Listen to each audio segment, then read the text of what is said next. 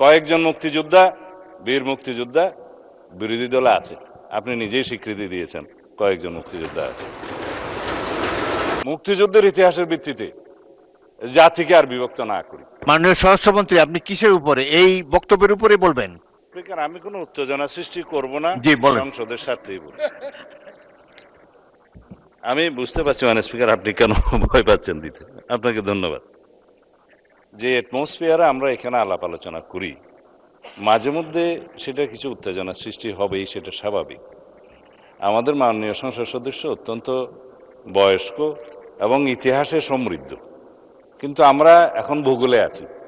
আমরা বেশি ইতিহাস চর্চা করতে গেলে মাঝে মধ্যে কিছু ব্যত্যয় হবে মানে স্পিকার। আপনি স্বাধীনতা যুদ্ধের একজন বটবৃক্ষ, তিনিও একজন মুক্তিযোদ্ধা। আমার মাঝে মধ্যে শুনতে ভালো লাগে যখন মাননীয় বিরোধী দলীয় নেতা বলেন যে তিনি শহীদ পরিবারের সন্তান। আমরা এটাকে ধারণ করি। কয়েকজন মুক্তিযোদ্ধা, বীর মুক্তিযোদ্ধা বিরোধী দলে আছে। আপনি নিজেই স্বীকৃতি দিয়েছেন কয়েকজন মুক্তিযোদ্ধা আছে। আমরা এখানে যখন জাতীয় মুক্তিযোদ্ধা কাউন্সিলের বিলটা পাশ করি, আপনার নিশ্চয়ই স্মরণে আছে, বিরোধী দল কিন্তু ওয়াকআউট করে নাই, এখানেই ছিল। না ভোটও দেয় নাই, এখানেই ছিল। সম্মতি মৌনতা সম্মতির লক্ষণ হিসেবে আমরা ধরে নিয়েছি।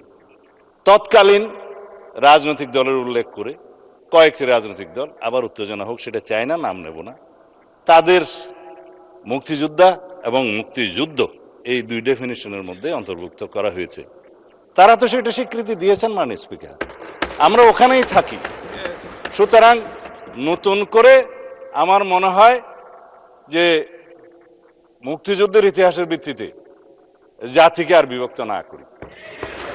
আমরা সবাই আলোচনা সমঝোতার মধ্য দিয়ে এই মহান জাতীয় সংসদের আমাদের সমস্ত কার্যবাহ an order of the day আমরা এমনভাবে পরিচালনা করি যেন আমাদের প্রজন্ম, ভবিষ্যৎ প্রজন্ম, বর্তমান প্রজন্ম দেখে যে এই জুলাই যোদ্ধারা তাদের দৃষ্টিশক্তি হারিয়েছে, তারাও যেন শুনে যে আমরা জাতির প্রত্যাশা পূরণের জন্য এখানে আছি। ধন্যবাদ মাননীয় স্পিকার। ধন্যবাদ মাননীয় স্বরাষ্ট্রমন্ত্রী।